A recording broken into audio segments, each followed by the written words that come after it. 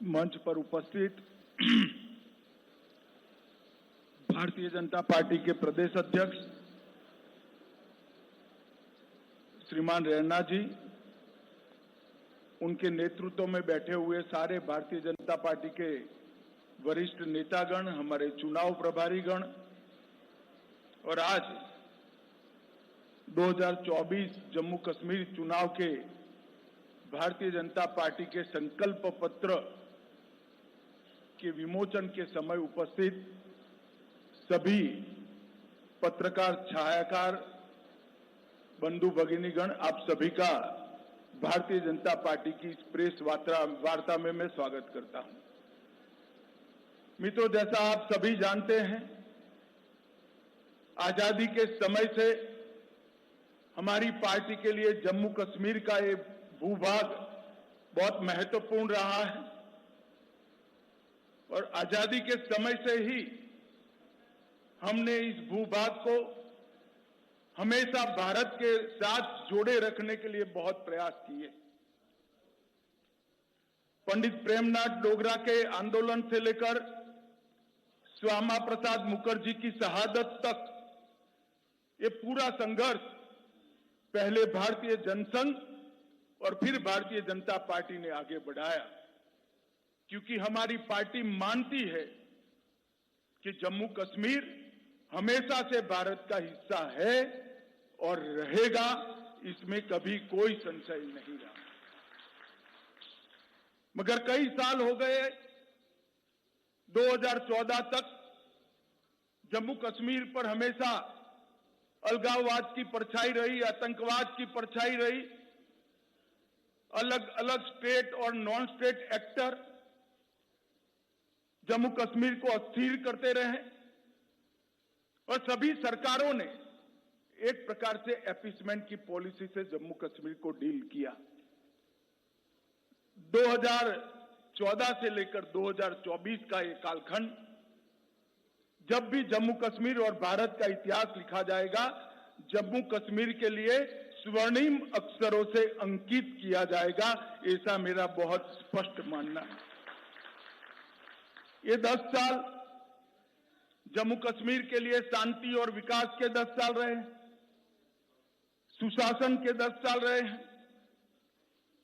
ये 10 साल में मैक्सिमम टेररिज्म की जगह मैक्सिमम टूरिज्म पर शिफ्ट हुआ है।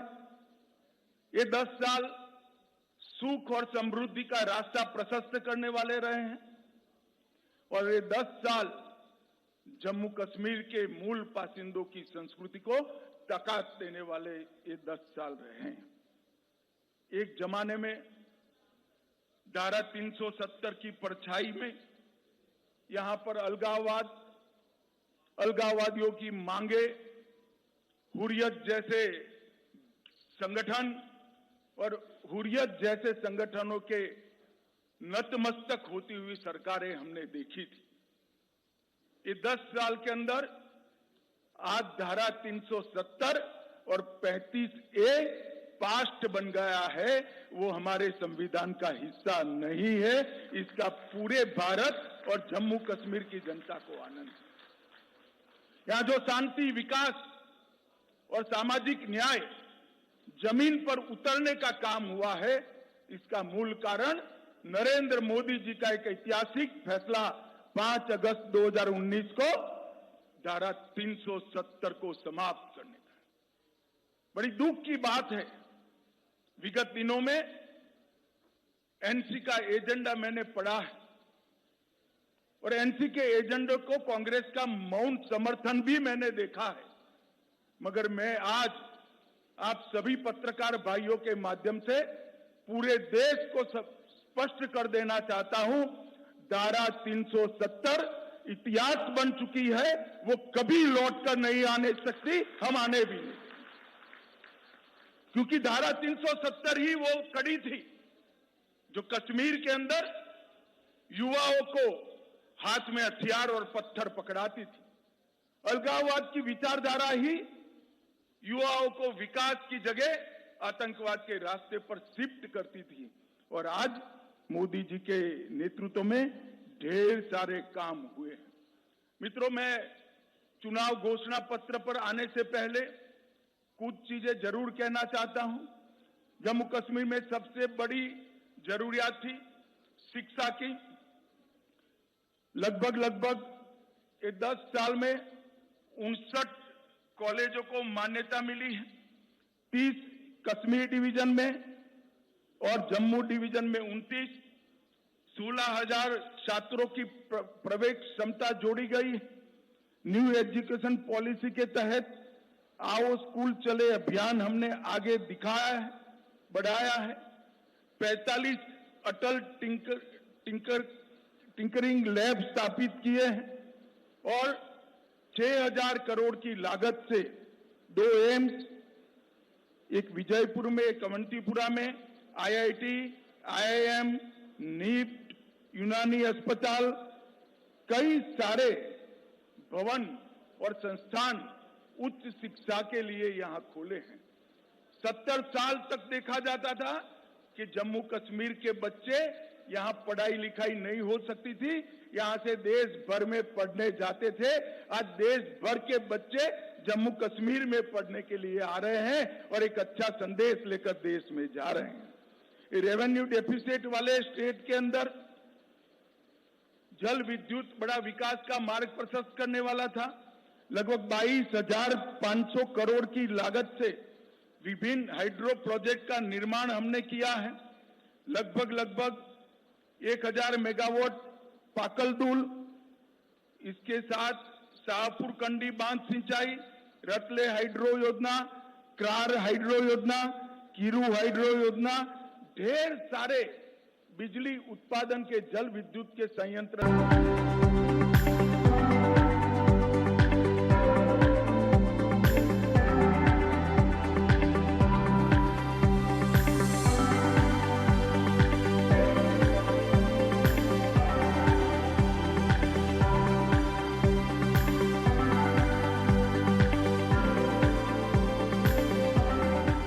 The students of university are nurtured with theoretical knowledge and encouraged to participate in sports activities. We have Fitness Yoga Club to promote physical and mental well-being. The university believes in providing hands-on practical experience and field exposure.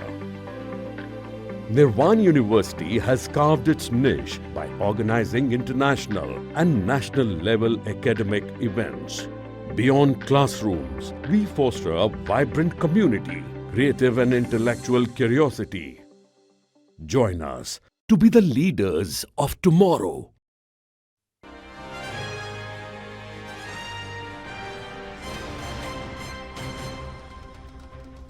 नमस्कार, स्वागत है आपका। मैं हूं नंदिनी मिश्रा, आपके साथ bulletin की शुरुआत करेंगे बड़ी खबर के साथ। अब विनेश फोगाट और बजरंग पुनिया हुए कांग्रेसी। जी हां, विनेश फोगाट और बजरंग पुनिया ने कांग्रेस ज्वाइन कर ली है। कांग्रेस अध्यक्ष मल्लिकार्जुन खड़गे ने विनेश फोगाट और बजरंग पुनिया को कांग्रेस पार्टी ज्वाइन करवा दी है।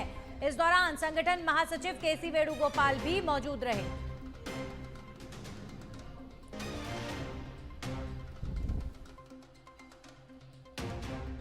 विनेश फोगाट और बजरंग पुनिया अब कांग्रेस पार्टी ज्वाइन कर चुके हैं और हरियाणा विधानसभा चुनाव में संकल्प लिए हैं। मगर मैं फिर से एक बार कहना चाहता हूं, हमारा सबसे बड़ा संकल्प है शांतिपूर्ण, सुरक्षित, विकसित और समृद्ध जम्मू कश्मीर का निर्माण करना। भाइयों और बहनों, ये 10 साल में जो हुआ है, हम काफी मंजिल के काफी नजदीक। एक बार जम्मू कश्मीर की जनता का, आवाम का अगर हमें आशीर्वाद मिल जाता है तो मैं भरोसे से कह सकता हूं, भारत के बाकी हिस्सों की तरह यहां के बच्चे भी भारत के विकास में योगदान भी देंगे और जम्मू कश्मीर में सच अर्थ में स्वर्ग बनाने का काम यहीं के युवा करेंगे। हमने तय किया है कि महिलाओं के उत्कर्ष के लिए कई सारे निर्णय करेंगे। हम मां सम्मान योजना के तहत सबसे वरिष्ठ माता को, घर में एक वरिष्ठ महिला को, बहन को प्रतिवर्ष 18,000 रुपये की सहायता उनके जीवन यापन के लिए देंगे। महिला स्वयं सहायता समूहों के लिए अब तक के बैंक ऋण को हम सहायता देकर माफ करने की योजना करेंगे। उज्ज्वला के सारे लाभार्थियों को 2 एलपीजी सिलेंडर हम मुफ्त देंगे। जम्मू और कश्मीर में पंडित प्रेमनाथ डोगरा रोजगार योजना के तहत 5 लाख रोजगार के अवसर पैदा करेंगे। प्रगति शिक्षा योजना के तहत प्रतिवर्ष